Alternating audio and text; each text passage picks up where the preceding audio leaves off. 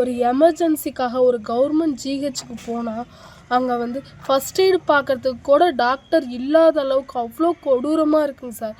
எந்த எமர்ஜென்சி ஃபெசிலிட்டிஸும் இல்லாமல் அவ்வளோ கொடூரமாக வச்சுருக்காங்க சார். டாக்டர் கேட்டால் டாக்டர் இல்லை. ஃபஸ்ட் எய்ட் பண்ணுங்க அப்படின்னா அந்த பொண்ணு சிபிஆர் பண்ணுங்க அப்படின்னா அந்த பொண்ணு தெரியாமல் நிற்கிதுங்க சார். கம்பவுண்டர் மட்டும் வச்சு ஒரு ஸ்டாஃப் நர்ஸை மட்டும் வச்சு எதுக்கு சார் அவ்வளோ பெரிய பில்டிங் ஏற்றி வச்சுருக்காங்க? இங்கே இருக்க 18 கிராமத்துக்கு இது ஒரே ஒரு ஹாஸ்பிட்டல் சார். ஒரு எமர்ஜென்சி ஏதாவது ஒன்று பண்ணியிருந்தாங்கன்னா கூட நான் கஷ்டப்படாமல் இருந்திருப்பேன் சார்.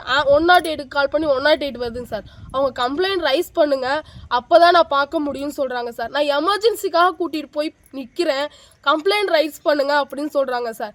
எமர்ஜென்சிக்காக நிற்கிறத நான் பார்ப்பேனா இல்லை கம்ப்ளைண்ட் ரைஸ் பண்ணிவிட்டு நான் இருப்பேனா சார்?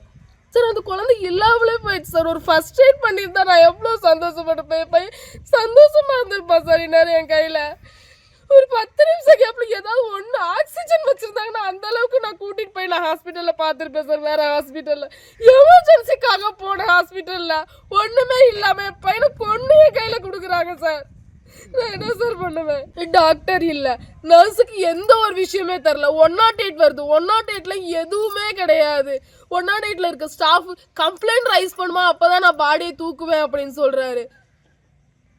நான் எமர்ஜென்சிக்காக போவேனா இவங்களுக்கு கம்ப்ளைண்ட் எழுதி கொடுத்துட்டு நான் இருப்பேனா சார்? அவ்வளோ சாதாரணமாக போயிடுச்சா சார் என் குழந்தையோட உயிர் அவங்களுக்குலாம்?